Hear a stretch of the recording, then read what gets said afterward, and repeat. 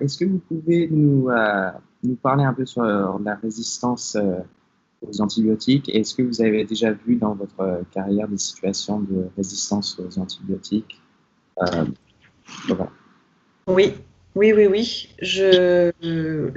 Il y a un exemple assez concret en pédiatrie, c'est les cas d'otites. Les otites chez les enfants de moins de 2 ans, voire de moins de 6 mois, tout le monde est quand même d'accord pour dire qu'il faut les traiter par antibiotiques. Mais si ces enfants ont déjà eu des antibiotiques dans leur jeune vie, souvent ils vont être déjà un peu résistants à la pénicilline, notamment à l'amoxicilline, qui est quand même un antibiotique très courant.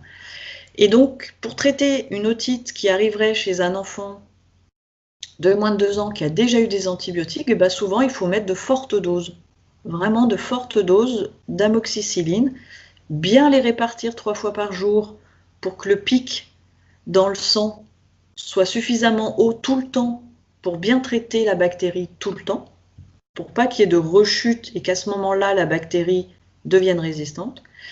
C'est un exemple courant, à tel point que souvent les pharmaciens ils m'appelaient pour me dire vous êtes sûr que vous voulez cette dose-là pour cet enfant, parce qu'on arrive à 1 gramme par jour, etc.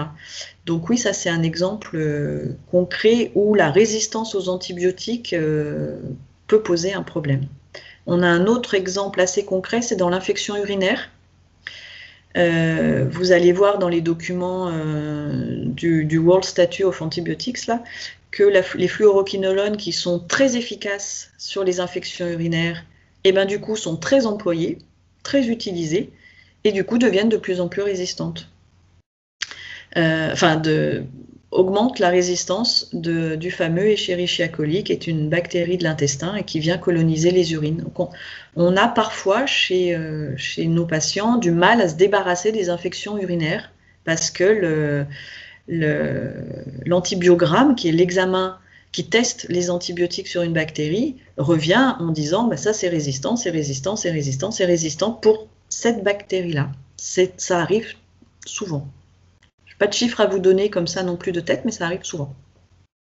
Est-ce qu'il y aurait des effets néfastes si on utilise, comme vous avez dit, pour les otites chez les enfants? Est-ce que si on l'utilise dans l'excès, il y aurait un problème pour l'enfant? Si on l'utilise en surdosage, vous voulez dire? Oh bien, non.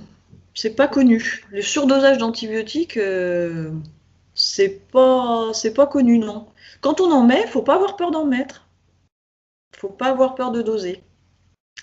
Ce qui est le plus embêtant, c'est de traiter trop souvent par antibiotiques. Une otite mal soignée chez un enfant va avoir 2 conséquences. Le tympan va se percer, ça va régler le problème, l'infection va sortir, ce ne sera pas très grave.